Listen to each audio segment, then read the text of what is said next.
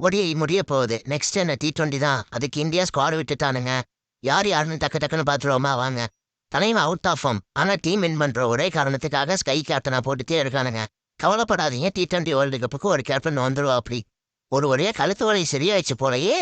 கில்லுக்கு வழக்கம் போல vice captain தான். நெக்ஸ்ட் வேற மாதிரி ஃபார்ம்ல இருக்க அபிஷேக் சர்மாவும் நெக்ஸ்ட் ஆதித்யா வருமாவும் சாரி திலக் வருமாவும் குங்ஃபு பாண்டியா தலைவனை ODIல எதிர்க்கவே மாட்டேன்னு கங்கணம் கட்டிட்டே சுத்திட்டு இருக்கானுங்கப்பா.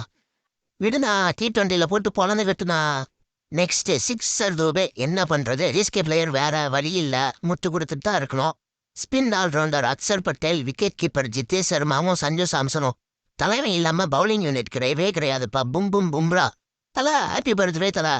தமிழ்நாட்டின் சக்கரவர்த்தி நம்ம வருண் சக்கரவர்த்தி தலைவனை பிளேயிங் லெவல்ல ஆட வைக்கலைன்னா நம்ம பிரீவிஸ் சும்மா வேற மாதிரி ஆடி கேமை முடிச்சு விட்டு போயிட்டே இருப்பா அப்படி.